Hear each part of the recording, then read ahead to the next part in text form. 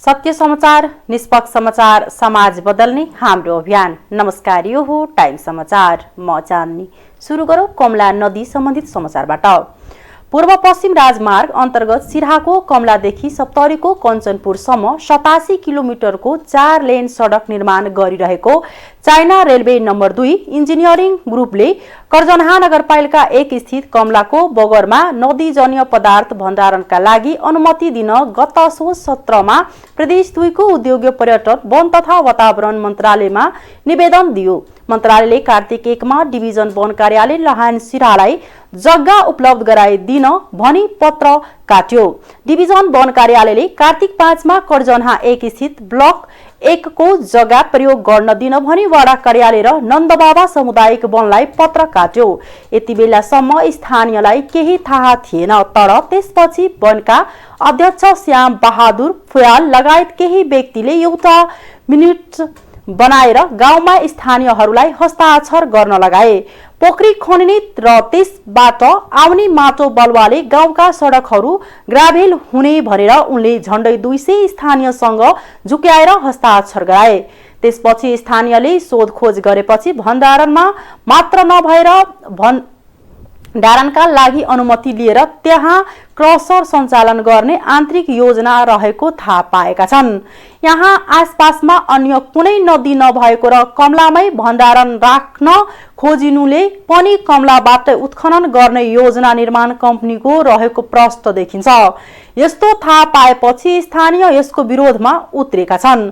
खोला उत्खनन भएपछि पानी तल जाने भएकाले यहाँको जमिन खण्डहरू हुने र गाउँमा समेत खाने पानीको समस्या हुने भन्दै स्थानीय विरोधमा उत्रेका हुन्।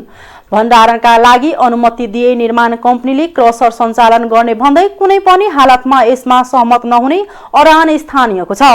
तर निर्माण कम्पनीले विभिन्न मान्छेहरूलाई आफूले सबै प्रक्रिया पुर्याइसकेको र जसरी पनि त्यहाँ आफ्नो काम थाल्ने बताइरहेको स्थानीय बताउँछन्। स्थानीयले विरोध गरेपछि निर्माण कम्पनीले स्थानीयलाई जग्गा प्रयोग गरे बापत प्रत्येक वर्ष 1 लाख गरी 3 वर्षको 3 लाख दिने प्रस्ताव पनि गरेका छन्।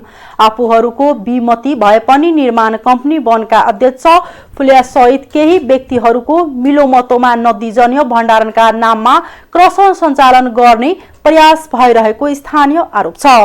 तर वनका अध्यक्ष फुयाल भने भण्डारणको विषय बाहेक आफूलाई केही पनि थाहा नभएको दावी गर्छन्। यसमा नागरिकका मेयर गंगा पासवान र उपमेयर ज्ञान कुमारी श्रेष्ठको साथ रहेको दावी स्थानीयको छ। वडाध्यक्ष मोहनलाल खत्री भने यहाँ स्थानीयकै अनुसार आफ्नो धारणा रहने बताउँछन्। यहाँ गत 7-8 वर्ष अघि पनि क्रसर सञ्चालन गरिएको थियो, तर आसपासमा पानीको हाहाकार मचेपछि स्थानीयले क्रसर बन्द गराएका थिए। सिराहा प्रहरीले सरकारी गाडी दुरुपयोग गरेपछि एक गाउँपालिका अध्यक्षको गाडी नियन्त्रणमा लिएको छ। जिल्लाको विष्णुपुर गाउँपालिका अध्यक्ष चढ्ने सरकारी नम्बर प्लेटको गाडी दुरुपयोग गरेको भन्दै जनप्रतिनिधि र स्थानीयवासीले नियन्त्रणमा लिई प्रहरीलाई बुझाएका छन्।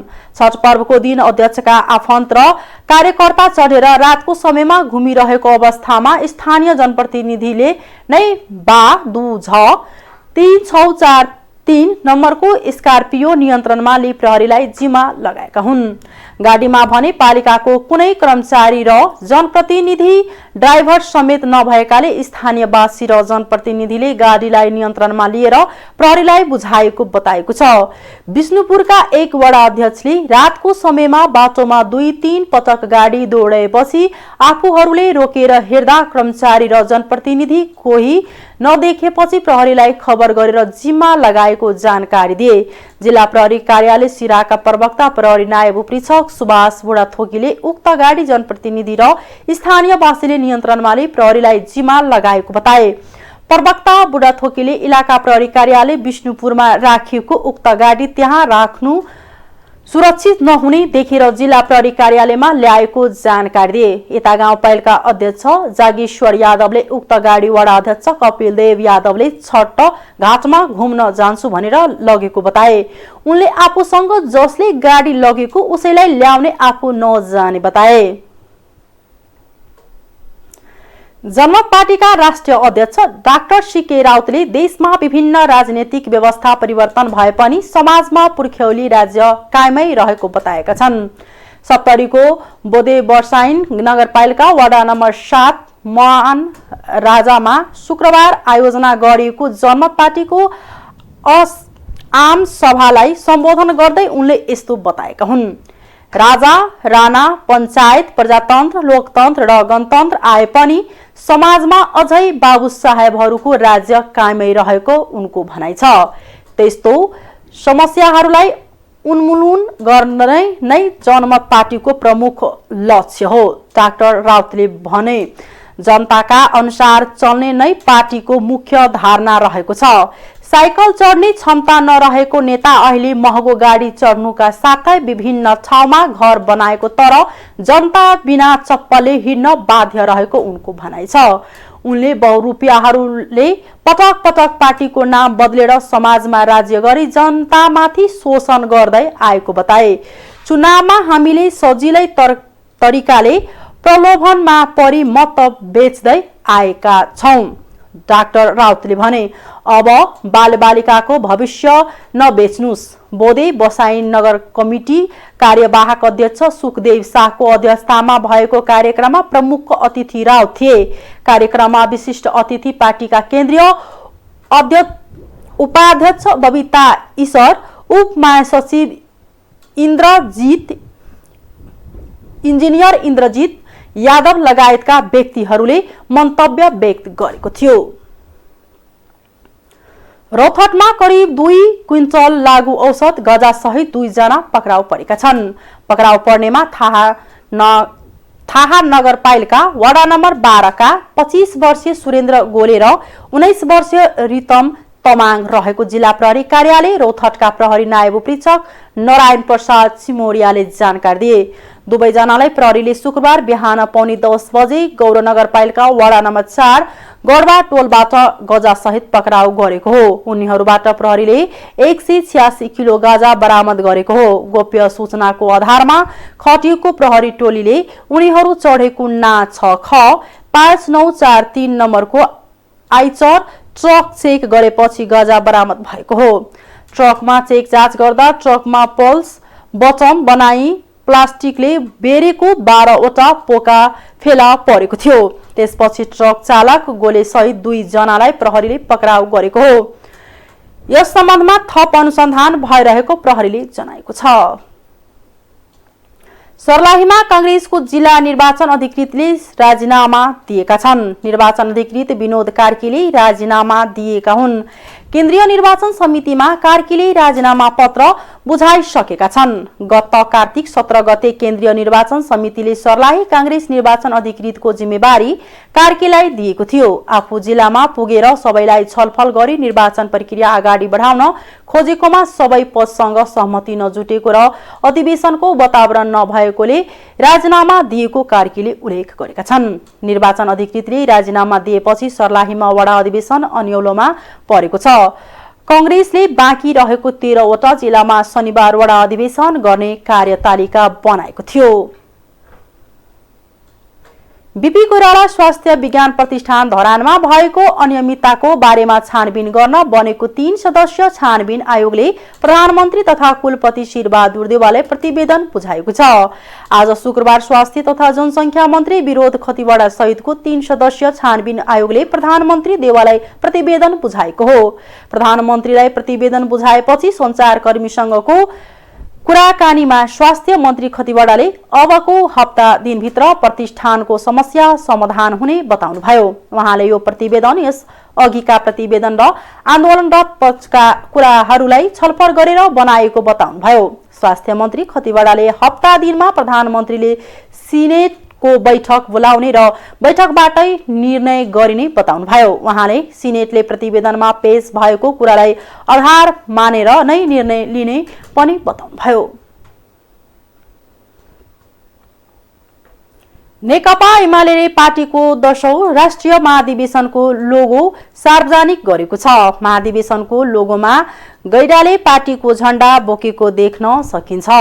आज शुक्रबार ललितपुरको च्यासलमा रहेको तुलसीलाल स्मृति प्रतिष्ठान भवनमा पार्टीको 10औं राष्ट्रिय महाधिवेशन मूल व्यवस्थापन कमिटीले आयोजना गरेको पत्रकार सम्मेलनमा महासचिव ईश्वर पोखरेलले त्यो लोगो सार्वजनिक गर्नुभएको हो। त्यस अवसरमा पार्टीका कार्यालय सचिव शिरबहादुर तमाङले यी सेवा मार्फत पार्टीका हरेक सदस्यलाई कम्तीमा पनि 100 रुपैयाँ महाधिवेशनका लागि आर्थिक सहायता प्रदान गर्ने प्रणालीबारे जानकारी गराउनु भएको थियो।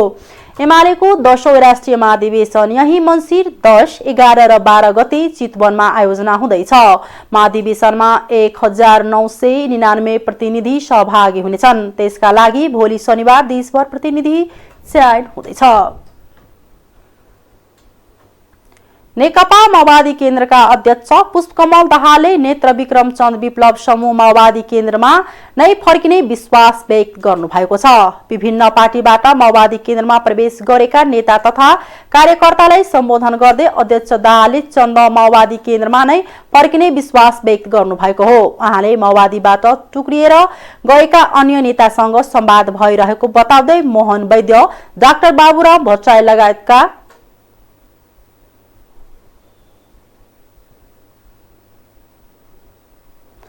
सबै माओवादी मिलेर नै मौलिक क्रान्तिकारी धारालाई अघि बढाउन सक्ने बताउनुभयो।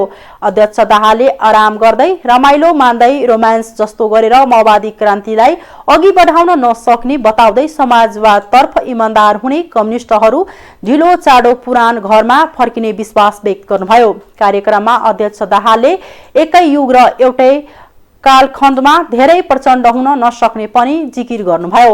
एउटा समयमा जनता आन्दोलन समय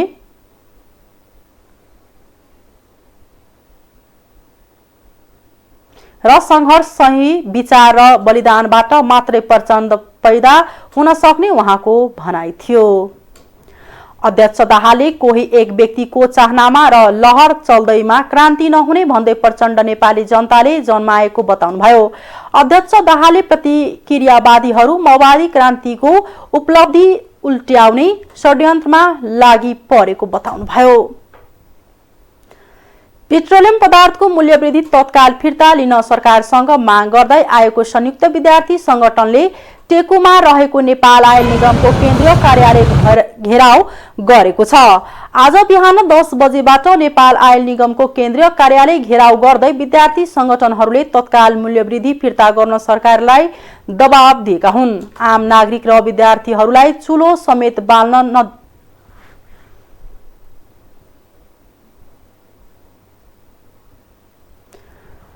नदिने गरी एलपी ग्यास लगायतका पेट्रोलियम पदार्थको मूल्य वृद्धि गरेको भन्दै उनीहरूले निगमका कार्यकारी निर्देशक सुरेन्द्र पौडेलको राजीनामाको माग गर्दै नाराबाजी गरेका थिए।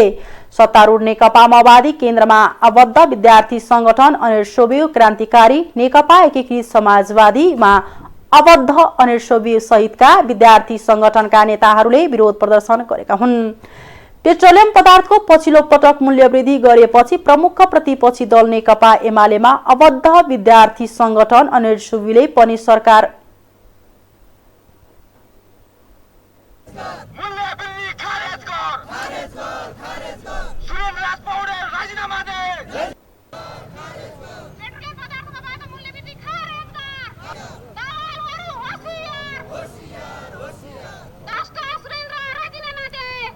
नेताहरूले विरोध प्रदर्शन गरेका हुन्। पेट्रोलियम पदार्थको पछिल्लो पटक मूल्यवृद्धि गरिएपछि प्रमुख प्रतिपक्ष दल नेकपा एमालेमा आबद्ध विद्यार्थी संगठन अनिल सोभियोले पनि सरकार विरुद्धको आन्दोलन गरिरहेको छ।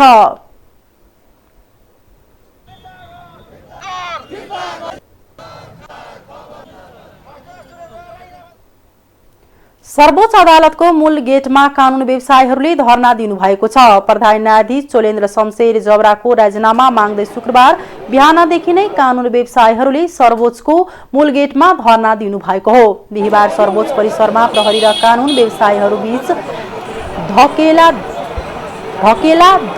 भएपछि बारले प्रधान न्यायाधीश जबरालाई आज सर्वोच्च प्रवेशमा रोक लगाउने निर्णय गरेको थियो। तर कानून व्यवसायीहरूको अवरोधका बीच प्रधान न्यायाधीश जबरा सर्वोच्च अदालत प्रवेश गर्नुभएको छ। कानून व्यवसायीहरूले सर्वोच्चको मुख्य गेट अगाडि प्रधान न्यायाधीश जबरालाई प्रवेश रोक लगाउन भन्दै धरना दिइरहनु भएको बेला नियमित छिर्ने गेट भन्दा फरक गेट प्रयोग गरेर जबरा सर्वोच्च प्रवेश गर्नु भएको हो। महान्यायाधिवक्ता कार्यालयसँगै रहेको सर्वोच्चको अर्को गेटबाट प्रधान न्यायाधीश जबरा सर्वोच्च प्रवेश गर्नु भएको हो। आर्थिक समाचार।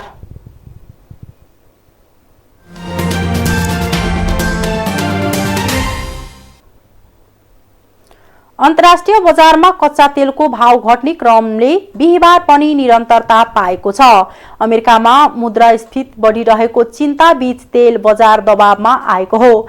पेट्रोलियम निर्यातकर्ता देशहरूको संगठन ओपेकले ऊर्जाको उच्च मूल्य तर्फ ओल्याउँदै तेलको माग प्रक्षेपण घटाउँदा पनि तेल बजार दबावमा आएको हो। लन्डन स्थित आईसीसी एक्सचेन्जको कोमेक्स डिभिजनमा बिहिबार प्रति ब्यारेल ब्रेन्ट क्रुडको भाव 13.43 जीएमटी तिर 0.63% घटेर $82.12 आएको थियो। बिहानी कारोबार भने यसको भाव बढेर प्रति ब्यारेल $83.37 सम्म उक्लिएको थियो। उता अमेरिकी benchmark based Texas intermediate WTI को भाव पनि 1% को कमी सहित प्रति ब्यारेल $80.51 आएको थियो। यस वर्षको चौथो त्रैमासमा तेलको माग दैनिक औसत 9,94,90,000 ब्यारेल रहने ओपेकले आफ्नो पछिल्लो मासिक प्रतिवेदनमा भनेको छ। यो गत महिना गरिएको प्रक्षेपणको तुलनामा 3,30,000 ब्यारेल कम हो। ऊर्जाको भावमा भएको वृद्धिका कारण अक्टोबरमा अमेरिकीमा मुद्रास्फीति 6.2% बढेको बुधबार सार्वजनिक भएको तथ्याङ्कले देखाएको थियो। यो 30 वर्ष यताकै उच्च वृद्धि थियो। यो खबर सार्वजनिक भएपछि बुधबार ब्रेन्ट र WTI को भाव क्रमशः 2.5% र 3.3% घटेका थिए। करोडसम्मका सार्वजनिक खरिदका कामहरू उपभोक्ता समिति मार्फत गराउँदै आएको छ। वित्तीय व्ययता, गुणस्तरीय र दिगोपन अभिवृद्धि, रोजगारी सृजना गर्न र लाभग्राही समुदायलाई सहभागी गराउन जटिल प्रकृति बाहेकका निर्माण कार्य गर्दा उपभोक्ता समिति मार्फत गराउनु प्रभावकारी हुने भएकाले यस्तो व्यवस्था गरेको हो। तर यसमा पछिल्लो समय निकै विकृत बढेपछि विरोध हुन थालेको छ। यसै सन्दर्भमा तत्कालका लागि यस्तो निर्माण कार्यको ठेक्का नदिने निर्णय सहकारी विकास मन्त्रालयले गरेको छ। यसबाट 30% निर्माण कार्य प्रभावित हुने देखिएको छ। वित्तीय व्ययता, गुणस्तरीयता र दिगोपन अभिवृद्धिका लागि यस्तो व्यवस्था गरिए पनि उपभोक्ता समितिका नाममा भ्रष्टाचार र गलत काम हुन थालेका छन्। उपभोक्ता समिति नै नक्कली बनाउने, समिति सक्कली भए पनि बिलहरू नक्कली बनाई भुक्तानी लिने जस्ता विकृति पछिल्ला समयमा देखिन थालेका छन्। महालेखा परीक्षाको प्रतिवेदनले उपभोक्ता समिति मार्फत हुने गरेका विकृतिहरू खुलाएर त्यसमा सुधार ल्याउन सुझाव दिएको छ। अख्तियार दुरुपयोग अनुसन्धान आयोगले पनि उपभोक्ता समिति मार्फत हुन भ्रष्टाचारको उल्लेख गरेको छ। त्यही आधारमा मन्त्रालयले तत्कालका लागि उपभोक्ता समितिलाई काममा नलगाउने निर्णय गरेको हो। कतिपय स्थानीय तह र प्रदेशले उपभोक्ता समितिलाई दिएका काममा ठेकेदारहरूको प्रयोग भएको छ। उपभोक्ता समिति नै ठेकेदार बनेर सहायक ठेकेदारलाई काममा लगाएको पाएको छ। त्यस्तै मेसिनहरू प्रयोग गर्न नपाइने शर्त विपरीत ठूला उपकरणको प्रयोग पनि भइरहेको छ। रु 1 करोडसम्मका काम मात्र उपभोक्ता समितिलाई दिने भने पनि 5 करोडसम्मका कामहरू समितिलाई जिम्मा लगाएको छ। ठूला ठेकालाई टुक्र्याएर साना ठेकामा लगाएको पनि पाएको छ। उपभोक्ता समितिमा बसेर भ्रष्टाचार नै पाइने भएकाले समितिको निर्वाचनमा समेत ठूलो खर्च हुन थालेको पनि पाइन्छ। यसअघि पनि कार्यविधि नभएको होइन, तर त्यसका प्रावधान मिचेर काम हुँदा त्यसको अनुगमन नभएको हो। राम्रो काम गर्नेको प्रशंसा र नगर्नेलाई कारबाही गर्ने प्रवृत्ति नहुँदा विकृत बढी देखिएको हो। अत कार्यविधिमा व्यवहारिक र ठोस मापदण्ड राख्नुपर्छ। समितिहरूलाई स्थानीय जनताप्रति उत्तरदायी बनाउने तथा दिगो निर्माणका लागि उनीहरूलाई परिचालन गर्न आवश्यक व्यवस्था मिलाउने काम गर्नुपर्छ। समिति मार्फत गरिएका कामको हिसाब किताब समितिको साधारण सभाले पारित गर्नुपर्ने तथा त्यसका अनुगमनका लागि प्रभावकारी व्यवस्था गर्नुपर्ने देखिन्छ। अन्तर्राष्ट्रिय समाचार।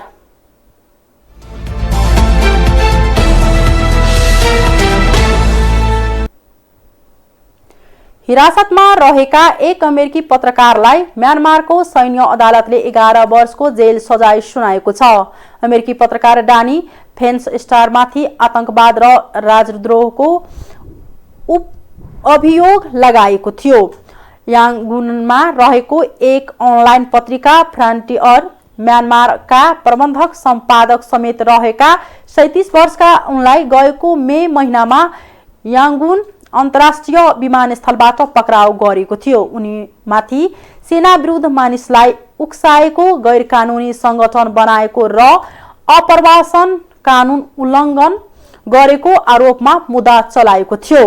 उनीमाथि देशद्रोह र आतंकवाद बाहेक अन्य 2 अतिरिक्त आरोप पनि लगाएको थियो, जसमा दोषी पाए आजीवन कारावासको समेत सजाय हुन सक्ने भनिएको थियो। नयाँ आरोपमाथिको फैसला भने अहिले सुनाएको छैन।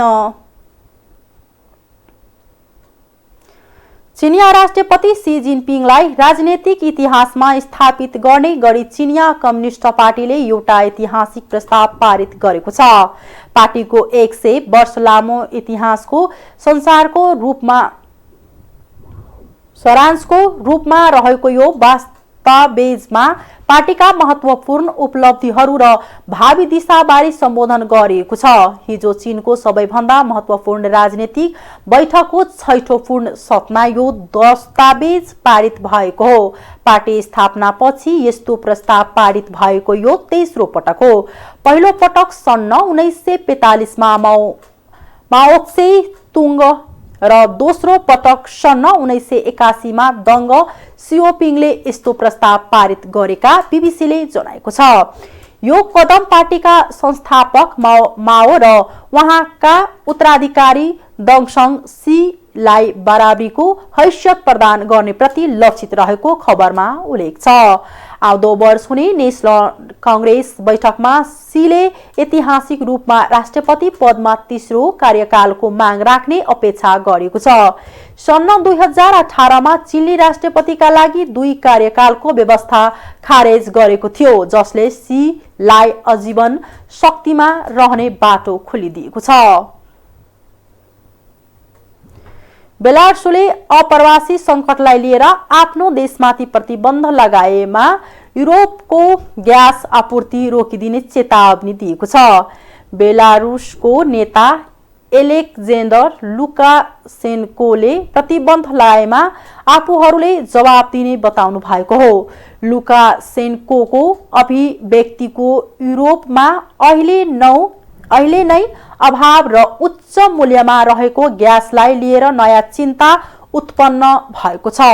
बेलारुसको पश्चिमी सीमामा पोल्यान्डतर्फ धेरैजसो इराक, सिरिया र यमनबाट आएका हजारौं अप्रवासीहरू युरोपेली संघ EU को क्षेत्रभित्र प्रवेश गर्ने आशामा चिसो शहर बसिरहेका छन्। EU अधिकारीहरूले बेलारुसलाई यो संकटलाई उचालेर सुरक्षा अवस्था बिगारेको आरोप लगाएका छन्, तर बेलारुसले यसलाई अस्वीकार गर्दै आएको छ। राष्ट्रिय संघीय सुरक्षा परिषदका पश्चिम सदस्य राष्ट्रहरूले पोल्यान्डसँगको सीमामा उत्पन्न आप्रवासी संकटबारे बोल्दै बेलारुसका कदमको आलोचना गरेका छन्। जलवायु परिवर्तन सम्बन्धी संयुक्त राष्ट्रिय संघीय सम्मेलन अर्को वर्ष इजिप्टमा हुने भएको छ। ग्लासगोमा भएको कोप 26 ले नै कोप 27 इजिप्टमा 2022 मा गर्ने गरी जिम्मेवारी सुम्पिएको अन्तर्राष्ट्रिय समाचार संस्थामा जनाएको छ। त्यसैगरी कोप 28 भने सन् 2023 मा संयुक्त अरब इमिरेट्समा गर्ने निर्णय पनि भएको सम्मेलनका आयोजकहरूले जानकारी दिएका छन्। कोप 26 मा सहभागी देशहरूले सन् 2030 सम्म मिथेन उत्सर्जन 30% ले कम गर्ने प्रतिबद्धता जनाएका थिए। प्रतिबद्धतामा 80 भन्दा बढी देशले दशकको अन्तसम्ममा मिथेन उत्सर्जन 30% ले कम गर्ने अमेरिका र युरोपेली संघको प्रतिज्ञामा हस्ताक्षर गरेका हुन्। त्यसैगरी अमेरिका र चीनले पनि कार्बन उत्सर्जन न्यूनीकरणका लागि अपेक्षा गरे भन्दा राम्रो सहमति गरेका छन्। खेल समाचार।